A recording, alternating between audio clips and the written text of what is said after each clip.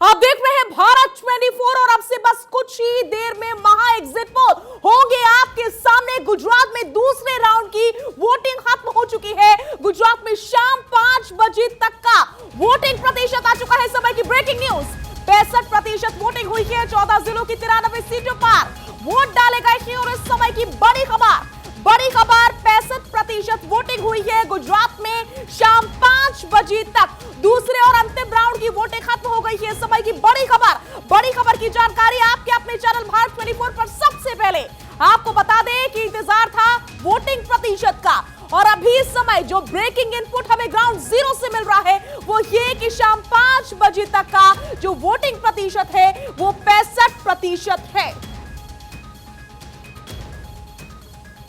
और इसी खबर पर ज्यादा जानकारी और बातचीत के लिए हमारे सहयोगी अक्षय राय मेहसाणा से हमारे साथ जुड़ चुके हैं। अक्षय, जानकारी ये मिल रही है कि वोटिंग खत्म होने के बाद से वोटिंग प्रतिशत भी आ चुका है। कुल 65% वोटिंग हुई है। बड़ी खबर।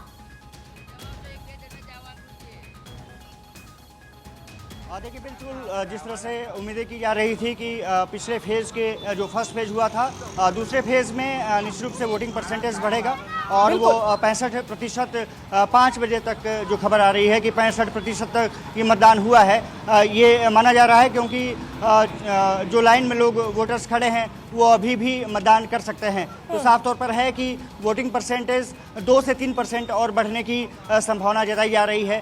इसका मतलब है कि फर्स्ट फेज का जो मतदान था अब दूसरे फेज में वो प्रतिशत बढ़ गया है। 3 से 4% बढ़ने की संभावना है। जिस तरह से बीजेपी, कांग्रेस और आम आदमी पार्टी के बीच में कई सीटों पर त्रिकोणीय मुकाबला हुआ है, उससे ये चुनाव काफी दिलचस्प हो गया है। बिल्कुल अक्षय, मेरे सहयोगी बड़ी जानकारी आपको दे रहे हैं। जो वोटिंग के लिए लाइन में लगे हुए हैं, यानी कि कतारों में लगे हुए हैं, अपनी बारी का इंतजार कर रहे हैं, उनकी वोटिंग के बाद से ये जो आंकड़ा है वो कुछ और बढ़ सकता है, थोड़ा सा और बढ़ सकता है। लेकिन फिर भी जो अभी तक का डेटा आया है वो हम आपको बता दें कि 65% वोटिंग जो है वो हो गई है। थोड़ी देर में थोड़ा सा आंकड़ा बढ़ने की उम्मीद और जताई जा रही है क्योंकि कुछ लोग हैं, जैसा कि अक्षय आपको बता रहे थे, जो अभी भी अपनी बारी का इंतजार कर रहे हैं। हालांकि सिर्फ शाम 5 बजे तक का समय होता है वोट करने के लिए। अक्षय, अपनी बात पूरी कीजिए।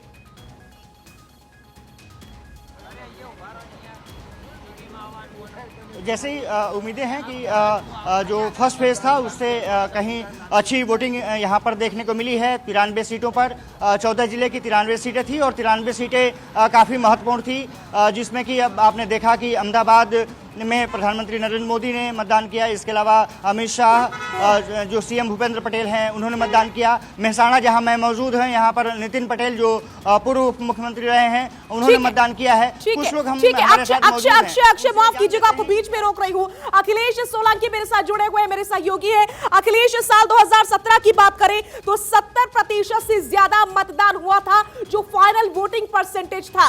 अभी इस समय जो अपडेट मिल रहा है वो 65 के करीब है। थोड़ा सा और बढ़ सकता है, लेकिन फिर भी 70 से काफी कम। ऐसा कि उसके क्या मायने?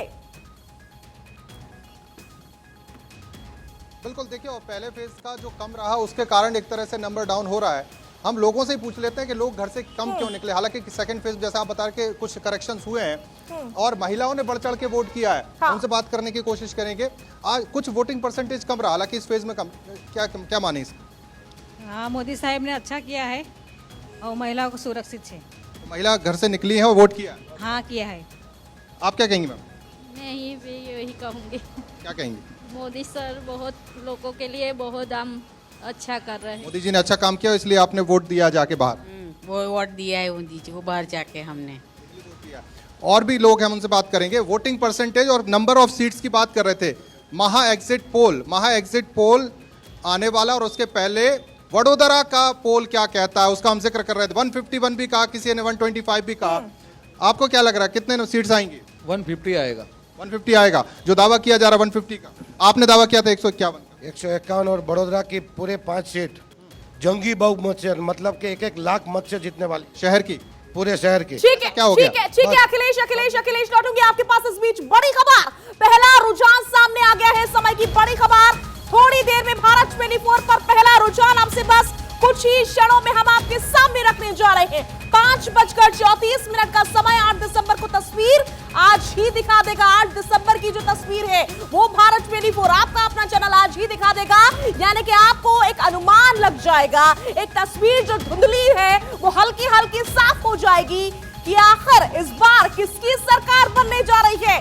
थोड़ी ही देर, यानी कि अब से बस कुछ ही क्षणों का इंतजार बाकी रह गया है जब महा एग्जिट पोल भारत 24 आपका चैनल आपके सामने रखेगा। मेरे साथ तमाम खास मेहमान स्टूडियो में मौजूद हैं। मोहम्मद अमीन के पास मैं जाऊंगी। अमीन साहब, क्या वोट परसेंटेज ये पैरामीटर है कि कौन सी पार्टी आ सकती है या फिर नहीं? अमीन साहब,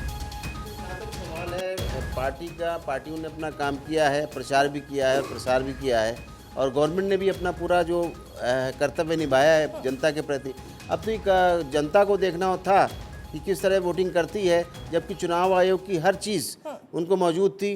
वो चाहे वोटर लिस्ट हो, चाहे जो भी अरेंजमेंट करने थे वो किए गए और पूरे भरसक प्रयत्न किए गए हमारे निर्वाचन अधिकारी के द्वारा, हमारे लोगों के द्वारा कि ज़्यादा से ज़्यादा मतदान हो, सुरक्षित मतदान हो और बिल्कुल कोशिशें की गई, नियम और कायदे पूरे बनाए गए। जी अमीन साहब, लेकिन मैं समझना चाह रही हूं कि क्या ये जो वोटिंग परसेंटेज सामने आया है, किसी भी प्रकार से ये पैरामीटर होता है क्या, मापदंड होता है क्या कि कौन सी पार्टी आने वाली है? बीजेपी वापसी कर रही है या आप और कांग्रेस वापसी करेगी? ऐसा कुछ पता लग पाता है कैसे? नहीं, ऐसा तो चुनाव आयोग को तरफ से कुछ पता चलता नहीं जब तक कि हमारी ईवीएम मशीनें अपने रिजल्ट नहीं देती हैं और चुनाव घोषित नहीं हो जाते। मैं तो ये कहता हूं कि लास्ट तक एक वोट भी आपके कैंडिडेट को जिताता है और हराता है। इसलिए अभी तक कहना तो बहुत ही एडवांस होगा। और आप देखिए ना, और अगर वोटिंग परसेंटेज कम होता है तो इसका क्या मतलब होता है अमीन साहब?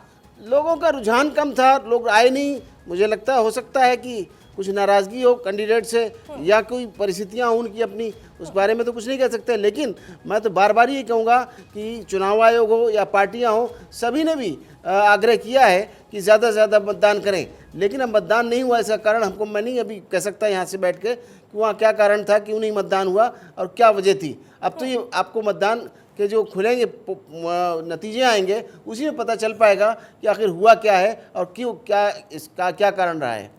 ठीक है, संजीव कौशिक के पास मैं जाऊंगी। संजीव जी, अभी तक 65% का वोटिंग परसेंटेज जो है मतदान का वो सामने आया है। पिछली बार 2017 की बात करूं तो 70% से ज्यादा था। इस बार कम है, हालांकि कुछ चेंजेस हो सकते हैं, अभी भी हम इंतजार कर रहे हैं, लेकिन फिर भी दूरी काफी हो जाएगी 65 से 70। आखिर ये कमी क्यों, क्या लगता है आपको? देखिए, ये कहना जल्दीबाजी है कि यदि मतदान की फीसदी में कमी आई है तो इसकी वजह से लोग नहीं चाहते हैं परिवर्तन। मुझे लगता है कि लोगों ने परिवर्तन के लिए वोट किया है वहाँ पे, चूंकि 27 सालों से एक ऐसी सरकार वहाँ पे काबिज थी जो ये तो मैंने कहा ही नहीं था कि लोग नहीं चाहते कि परिवर्तन हो। नहीं, मैं ये कह रहा हूँ कि जो अब तो जो वोटिंग करना था लोगों ने वोट कर दिया। सुना आपने? तो नहीं, वो तो वोटिंग कर दिया लोगों ने, लेकिन मैं सिर्फ इतना ही कहना चाह रहा हूँ कि लोगों ने परिवर्तन के लिए वोट किया है। मुझे ऐसा लगता है कि आने वाले दिनों में जब पेटियां खुलेंगी निश्चित तौर पे वो परिवर्तन दिखाई देगा। अभी बैठ करके हम हवाई बातें ना करें। जिस तरह से भारतीय जनता पार्टी ने अपनी पूरी ताकत झोंक दी थी और आम आदमी पार्टी सामने लड़ती हुई दिखाई दी, निश्चित तौर पे लोगों ने भी साथ दिया है। मैं इतना ही कहूँगा। यानी कि एक अच्छे विपक्ष की भूमिका निभाने के लिए तैयार हो चुकी है आम आदमी पार्टी भविष्य में भी, ये मान ले? नहीं, हम तो सरकार बनाने की बात कर रहे हैं। मुझे ऐसा लगता है कि वो सरकार न बना ले कहीं भारतीय जनता पार्टी के प्रति जिस तरह के लोगों का वहाँ पे माहौल बना हुआ था। ठीक है, प्रधानमंत्री जी जब जाते हैं तो प्रधानमंत्री जी हैं, लोकप्रिय हैं, उनका अपना गृह क्षेत्र है, लोग जाएंगे ही, मिलेंगे ही। वो घर पे जाते हैं तो लोगों की इतनी बड़ी हुजूम उमड़ जाती है। तो ये केवल ये देख करके, बिहार में हमने देखा है जब प्रधानमंत्री जी जाते थे तो केवल हेलीकॉप्टर देखने के लिए 10-20 हज़ार लोग ऐसे ही खड़े हो जाते थे। तो ये सब चलता है। मूल चीज़ ये है कि क्या वो वोटों में कन्वर्ट करा पाए हैं। हमें लगता है कि ये जो भारतीय जनता पार्टी सोचती है उसको चुनौतियां बहुत ज्यादा मिली है। चुनौती बहुत ज्यादा दी गई है, लेकिन चुनौती का कितना असर पड़ा है भारतीय जनता पार्टी पे? संजय राणा, क्या लगता है? वोटिंग प्रतिशत अभी तक का जो आया है वो 65% है। हालांकि कुछ देर में ऐसा अनुमान जताया जा रहा है कि कुछ चेंजेस आएंगे, लेकिन 70 से तो फिर भी कम है। क्यों, क्या कारण है, क्या लगता है? देखिए, 2017 का साजिश जो अगर परसेंटेज था तकरीबन 72% था। 2007 का अगर आप देखेंगे तो 59.8% था। तो देखिए, परसेंटेज से कुछ फर्क नहीं पड़ता, लेकिन हाँ 65 जो अगर पिछला फेज 1 आप देखेंगे तो 63.something% था और ये 65+ है, 67-68 तक जाने को उम्मीद मुझे लग रही है। Anti incumbency? नहीं, एंटी इनकम्बेंसी तो हो ही नहीं सकती है। कि देखिए, ऐसा था, ये हो सकती थी 2 महीने पहले। ऐसा लग रहा था, लेकिन जिस तरह से कमान प्रधानमंत्री जी ने संभाली, देखिए मैं बार बार ये बोल रहा हूँ कि मैं बाकी नेताओं का नाम इसलिए नहीं लेना चाहता कि जब नेतृत्व इतना सक्षम होता है, इतना ताकतवर होता है, इतना इन्फ्लुएंसर होता है, तो ऑटोमेटिक उसके नाम पे वोट पड़ता है। देखिए जैसे उन्होंने कमान संभाली, सीट पे बैठे, सारा का सारा गणित बदल गया। आपने देखा होगा पहले परसेंटेज, अगर आप एग्जिट पोल का हिस्ट्री देखेंगे, अक्टूबर से स्टार्ट करें या सितंबर से स्टार्ट करें, तो भारतीय जनता पार्टी का जो एग्जिट पोल का आ रहा था ऑन एन एवरेज परसेंटेज 45, 46 आ रहा था, जबकि लास्ट टाइम जो उनको मिला था 49% मिला था। तो मुझे ऐसा लगता है कि तकरीबन 51 से 52% वोट इनको मिलना चाहिए रहा आम आदमी पार्टी का। तो आम आदमी पार्टी, जैसे मैंने आपके डिबेट में बहुत बार इस बात का चर्चा किया, आम आदमी पार्टी लड़ रही है नेशनल पार्टी होने के लिए। वो 0 से 5 सीट पा जाए तो बहुत बड़ी बात है। रही सरकार बनाने की साजिश, तो उत्तर प्रदेश में भी सरकार बना रहे थे, उत्तराखंड में भी सरकार बना रहे थे। ये जहां पे भी चुनाव लड़ते हैं सरकार बनाने लगते हैं, ये अच्छी बात है। हर पार्टी को ऐसे अपॉर्चुनिस्ट होना चाहिए, ऑप्टिमिस्ट होना चाहिए, लेकिन इतना भी नहीं होना चाहिए कि 0 से आप 100 पे पहुंच जाओगे, क्योंकि आप मर्सिडीज तो हो नहीं, आपके पास तो 800 है, तो 800 की स्पीड से ही चलोगे। तो इस चीज को मानना चाहिए, हमें स्वीकार करना चाहिए कि इस समय आज के दिन में देश में जो मोदी जी का नेतृत्व है, उसके सामने विपक्ष कहीं ना कहीं फेल या धराशायी होते नजर आ रहा है, जो लोकतंत्र के लिए तो अच्छा नहीं है, लेकिन फिर भी ऐसे सक्षम नेता बिरले ही पैदा होते हैं। हम दोनों गांधी जी को तो किसी ने नहीं देखा जो यहाँ पे लोग बैठे हैं, लेकिन गांधी जी से तुलना की जा सकती है। ठीक है, तुलना की जा सकती है। प्रेम कुमार जी के पास में जाओ, लेकिन उनसे पहले मैं जा रही हूँ ग्राउंड जीरो पर। ग्राउंड जीरो पर जाना मेरे लिए इसलिए जरूरी है क्योंकि आपसे कुछ ही देर में, कुछ ही क्षणों पर भारत 24 आपका अपना चैनल आपके सामने रखने जा रहा है महा एग्जिट पोल, और तस्वीर हम साफ कर देंगे कि आखिर इस बार किसकी होगी सरकार। करिश्मा के पास लिए चल रही हूं अभी इस समय। करिश्मा गुजरात में मौजूद है। करिश्मा, क्या लग रहा है, मोदी मैजिक कम अभी भी नहीं हुआ है गुजरात में? आज की तस्वीर ने तो एक बार फिर से यही साबित कर दिया। बिल्कुल शाजिया, ठीक कहा आपने। और आज मैं गुजरात के, आपको बता दें, अहमदाबाद में थी। यहां पर लोगों का जो उत्साह है वो देखते ही बन रहा था। प्रधानमंत्री नरेंद्र मोदी को देखकर जो क्रेज है वो लोगों का देखते ही बना। इसके साथ साथ जिस हम इमोशनल कनेक्ट की बात कर रहे हैं, भावनात्मक जुड़ाव की बात कर रहे हैं, सीधे तौर पर वो देखने को मिला। और साफ तौर से उन्होंने ये कहा कि हम अपने बेटे को वोट देंगे। यानी कि आप समझ सकती हैं, प्रधानमंत्री नरेंद्र मोदी के चेहरे पर बीजेपी ने इस बार का चुनाव लड़ा है हर बार की तरह, लेकिन कहीं ना कहीं उनकी प्रतिष्ठा भी साख पर इस बार थी। और ये उनकी साख का भी सवाल था, क्योंकि कई दिग्गज चेहरे, प्रधानमंत्री नरेंद्र मोदी हो, गृह मंत्री अमित शाह हो, सीएम भूपेंद्र पटेल हो, उनकी साख भी दांव पर लगी हुई है। लेकिन इन सब के बीच पहले चरण का वोटिंग प्रतिशत जो कम हुआ, बीजेपी लगातार उसको लेकर यहां पे मंथन चिंतन कर रही थी। और यही वजह थी कि जोरों शोरों से प्रचार हुआ। अहमदाबाद, जिसको हॉट सीट माना जाता है, खुद प्रधानमंत्री नरेंद्र मोदी ने यहाँ पे 30 किलोमीटर लंबा रोड शो किया। जनता के पास वो पहुंचे, सीधे तौर से उनसे जुड़े और ये कहा कि सबसे पहले मतदान करने पहुंचे ताकि अधिक संख्या में मतदान हो और सीधे तौर पर जो फायदा है वो सत्ताधारी दल को हो, यानी कि बीजेपी को हो। 27 साल का जो बीजेपी, हम ये कह सकते हैं, उसका गढ़ है गुजरात, उस अभेद किले को कोई तोड़ न सके। हालांकि आम आदमी पार्टी पूरी कोशिश कर रही है पूरे मुकाबले को त्रिकोणीय करने की, लेकिन कांग्रेस को डेंट सिर्फ यही, कोई बड़ा चेहरा कांग्रेस का मैदान में नहीं दिखा। यही वजह थी कि लोगों में कांग्रेस के बिल्कुल सही कह रही हैं आप करिश्मा, कोई बड़ा चेहरा नजर नहीं आया। छत्तीसगढ़, राजस्थान की मुख्यमंत्री आ गए, कुछ रैलीज कर ली, लेकिन राहुल गांधी की तो बहुत बड़ी जिम्मेदारी थी। राहुल ने सिर्फ एक ही रैली को संबोधित किया, लेकिन इधर प्रधानमंत्री नरेंद्र मोदी ने कितनी रैलीज को संबोधित किया, एक बार फिर से कुछ डेटा अपने दर्शकों के सामने रख देते हैं और बता देते हैं कैसा जबरदस्त और शानदार प्रदर्शन किया गया था प्रचार के दरमियान। और इसीलिए आज जब प्रधानमंत्री नरेंद्र मोदी अपना वोट कास्ट करने के लिए पहुंचे थे तो सुनाई दे रहा था, देखो देखो कौन आया, शेर आया, शेर आया, इस तरह के नारे सुनाई दे रहे थे। इस बीच ये डेटा हमने रख दिया है, पीएम मोदी की रैली 6 नवंबर को वलसाड में थी। पूरी 5 सीटों को प्रधानमंत्री नरेंद्र मोदी ने इसके जरिए कवर किया था। इसके अलावा बता देती हूं, बोटाद में 2 सीटों को 19 नवंबर को प्रधानमंत्री नरेंद्र मोदी ने कवर किया था। रैली के जरिए लगातार और लगातार लोगों से कनेक्ट करने की कोशिश करते हैं प्रधानमंत्री नरेंद्र मोदी रैलीज के जरिए। हालांकि वो कनेक्ट आज नजर भी आया जब प्रधानमंत्री नरेंद्र मोदी वोट डालने के लिए पहुंचे। इस बीच 20 नवंबर अमरेली में भी प्रधानमंत्री नरेंद्र मोदी की उपस्थिति थी, वहां पर भी प्रधानमंत्री नरेंद्र मोदी ने रैली की थी और इसके जरिए कई विधानसभा की सीटों को कवर किया गया था।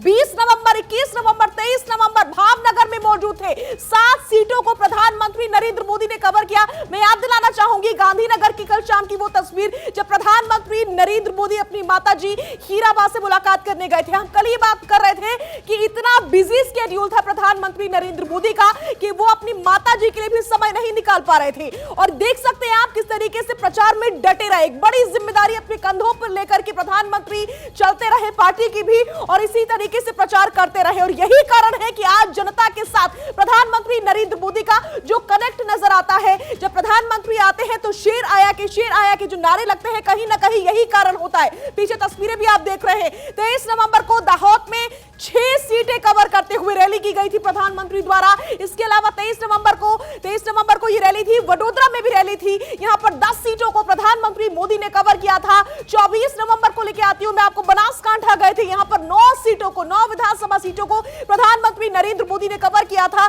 सभी लोगों से कनेक्ट करने की कोशिश की थी। 24 नवंबर को अरवली में भी प्रधानमंत्री नरेंद्र मोदी की उपस्थिति थी, और यहां पर 3 विधानसभा की सीटें आती हैं, इनको कवर किया गया था प्रधानमंत्री नरेंद्र मोदी द्वारा। प्रधानमंत्री नरेंद्र मोदी अपनी रैलीज में भी ऐसे भाषण देते हैं जिससे जनता काफी उत्साहित हो जाती है, वो अपने आप को करीब महसूस करती है प्रधानमंत्री नरेंद्र मोदी के। अलग अलग अवतार में प्रधानमंत्री नजर आते हैं। इनफैक्ट अगर मैं गुजरात की बात करूं तो आपने देखा होगा किस तरीके से प्रधानमंत्री नरेंद्र मोदी गुजराती भाषा में, अपनी भाषा में लोगों से लगातार कनेक्ट करने की कोशिश कर रहे थे। और यही वजह है कि जब प्रधानमंत्री नरेंद्र मोदी की रैली होती है, रोड शो होता है, तो जनता का उत्साह 7वें आसमान पर पहुंचा हुआ होता है। तस्वीर ऐसी सामने आती है कि दूर दूर से लोग प्रधानमंत्री नरेंद्र मोदी की बस एक झलक पाने के लिए पहुंचे होते हैं। छतों पर देखते हैं, बालकनीज पर देखते हैं, जनता ही जनता, बच्चा बच्चा पहुंचता है बस एक नजर के लिए।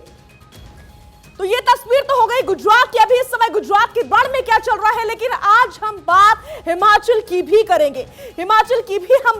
क्योंकि हिमाचल का रण भी चल रहा है, सजा हुआ है। और मेरी सहयोगी महिमा कंवर ने ग्राउंड जीरो से हिमाचल को कवर किया है। मैं सीधे आपको हिमाचल लिए चल रही हूं महिमा के पास। महिमा, वहां का माहौल आखिर क्या कह रहा है, वहां पर कितना जोश हाई नजर आ रहा है? अब से बस कुछ ही देर में रुझान अपने दर्शकों के सामने रखने जा रही है महा एग्जिट पोल के जरिए। महिमा।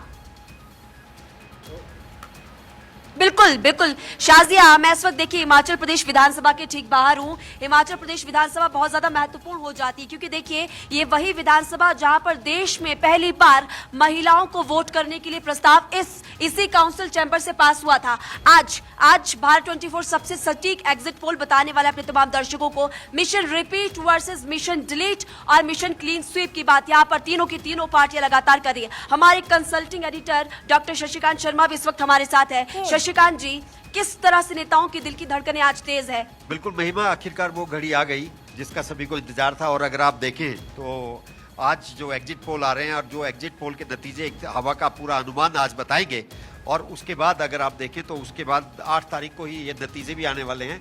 तो सभी की धड़कनें तेज है और बड़ी बेताबी से लोग इस बात का इंतजार कर रहे हैं कि किस तरह से हम आज एग्जिट पोल हमारे सामने आते हैं और किस तरह का रुझान वो लोगों को बताते हैं।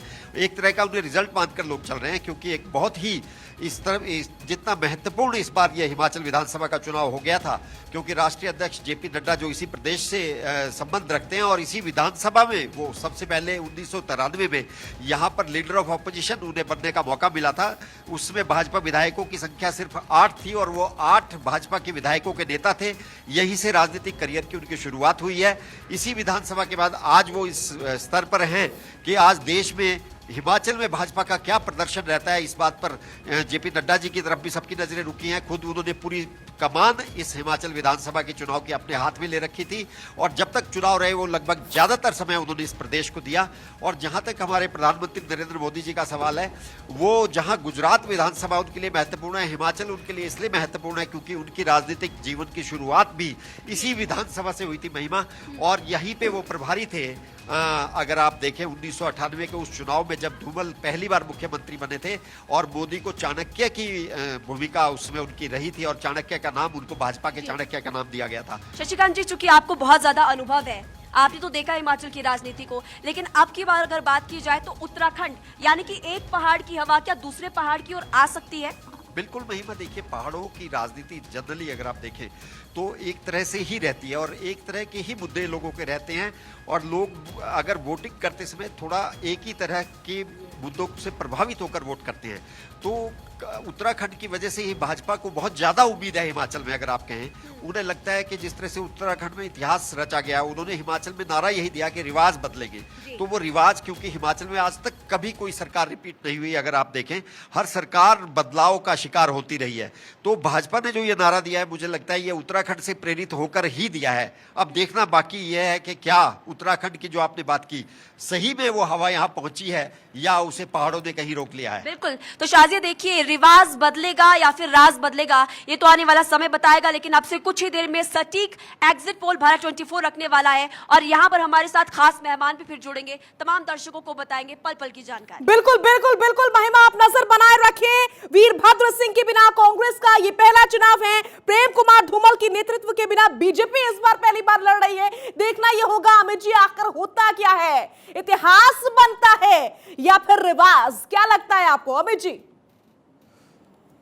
साजिया, सबसे बड़ी बात यह है कि हिमाचल में जिस तरह का ट्रेंड रहा है अब तक, और जो हम लोगों ने चुनावी दौरों में ये इस चीज़ को देखा कि लगातार वहाँ 5 साल में सरकारें बदलती हैं, लेकिन इस बार चूंकि प्रधानमंत्री मोदी का बहुत तगड़ा इंस्ट्रक्शन था अपने तमाम लोगों पर कि वो बहुत नीचे यानी ज़मीनी तौर पर जाकर इस चीज़ को समझें और इस चीज़ का जो मिथ बना है उसको ख़त्म करें कि भाई 5 साल नहीं, ये कॉन्टिन्यूसली चले। और वहाँ आपने देखा होगा कि जेपी नड्डा जो भारतीय जनता पार्टी के अध्यक्ष हैं, अनुराग ठाकुर, इन लोगों को लगातार कैंपेन में न सिर्फ भेजा गया बल्कि ये इस तरह के लिए उनको प्रेरित किया गया कि भाई जो ज़मीनी नीचे के लोग हैं उनमें जो भी नाराज़गी है, चाहे 5 साल की सरकार के वजह से हो, लोकल विधायक की वजह से हो, उसको ख़त्म किया जाए और एक केंद्र की जो योजनाएं हैं, केंद्र के जो काम हैं, उसको आधार बनाया जाए और उस आधार के जरिए ही वोटिंग कराई जाए। दूसरी तरफ अशोक गहलोत, राजस्थान के मुख्यमंत्री, उन्होंने भी एक कैंपेन में एक चीज डाली, ओपीएस स्कीम की,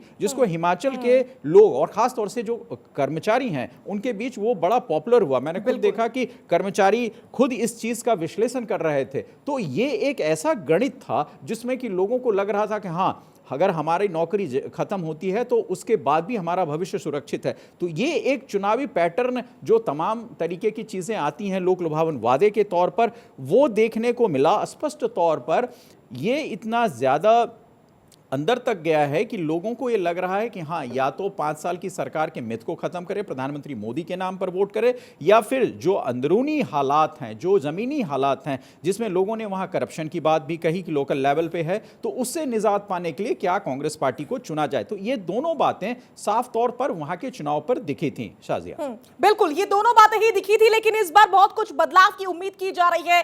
बदलाव की उम्मीद इसलिए भी की जा रही है क्योंकि बीजेपी कह रही है हमने बहुत सारा काम किया है, उधर कांग्रेस पार्टी कह रही है इन्होंने तो कुछ किया नहीं, हमारे पास अलग ही मुद्दा है। सोनिका मेरी सहयोगी हमारे साथ गुजरात से लगातार जुड़ी हुई है, क्योंकि महा एग्जिट पोल और उसके रुझान जो है वो हिमाचल और गुजरात दोनों पर ही होंगे, इसलिए दोनों ही जगह की क्या स्थिति है वो हम लगातार अपने दर्शकों को क्लियर कर रहे हैं। ग्राउंड जीरो से भी जो मेरे सहयोगी जुड़े हुए हैं वो हिमाचल की भी तस्वीर आपके सामने रख रहे हैं, गुजरात की भी तस्वीर आपके सामने रख रहे हैं। सोनिका का मैं एक बार फिर से रुक करूंगी। सोनिका, अभी वोटिंग परसेंटेज से जुड़ा हुआ कोई अपडेट मिल पा रहा है क्या? आधे घंटे से ज्यादा का समय बीत गया है, 65 पर था, अभी कुछ अपडेट मिला है क्या वोटिंग परसेंटेज को लेकर के? चूंकि आप गुजरात में हैं इसलिए सवाल सीधा आपसे। बिल्कुल, देखिए शाजिया, वोटिंग प्रतिशत को लेकर का अभी तक सवाल इसलिए भी बना हुआ है क्योंकि पिछली बार के मुकाबले कितना होगा ये देखना बहुत जरूरी है। हालांकि अब से कुछ समय में भारत 24 बता देगा, ये साफ हो जाएगी कि क्या तस्वीर है गुजरात की 8 दिसंबर के बाद क्या आने वाला है सामने। लेकिन देखिए यहाँ पर बीजेपी के लिए प्रतिष्ठा का बड़ा सवाल बना हुआ है क्योंकि गुजरात गृह मंत्री अमित शाह और साथ ही पीएम नरेंद्र मोदी का गृह राज्य है। ऐसे में यहाँ पर बीजेपी के लिए जीत दर्ज करना बहुत बड़ा सवाल बन गया है, उनके लिए चुनौती भी बन चुकी है क्योंकि इस बार न सिर्फ कांग्रेस, आम आदमी पार्टी ने सीधी टक्कर उन्हें दी है। जिस तरीके से दिल्ली मॉडल उन्होंने अपनाने की बात कही, पंजाब में सरकार बनाने के बाद आम आदमी पार्टी ने गुजरात में कदम रखा और साफ तौर पर कहा कि जिस तरीके से पंजाब और दिल्ली में हमने मॉडल अपना लागू किया है वही हम गुजरात में लागू करेंगे। खासकर व्यापारियों को लुभाने की पूरी कोशिश की गई आम आदमी पार्टी की तरफ से। हालांकि अब देखना है कि क्या कुछ होने वाला है, लेकिन वोटिंग प्रतिशत को लेकर अभी तक यह बना हुआ है कि 2017 के मुकाबले कितना हो रहा है। हालांकि पहले चरण में कम हुआ था प्रतिशत, इसके बाद यह था कि बीजेपी को कहीं ना कहीं उसका नुकसान हो सकता है। बिल्कुल, और सोनिका मैं खुद जानती हूं कि वक्त वक्त पर पल पल की स्थिति जो है वो बदलती है इलेक्शन और रिजल्ट्स में। मुझे याद है बंगाल चुनाव में क्या हुआ था, नंदीग्राम से ममता बनर्जी जीत रही थी, बड़ी बड़ी ब्रेकिंग चल गई थी, लेकिन तब तक काउंटिंग पूरी नहीं हुई थी, एक एक वोट मायने रखता है। बाद में शुभेंदु अधिकारी ने जीत हासिल कर ली थी और इसी तरीके से गुजरात और हिमाचल चुनाव की भी हर अपडेट अपने दर्शकों से साझा करते रहेंगे।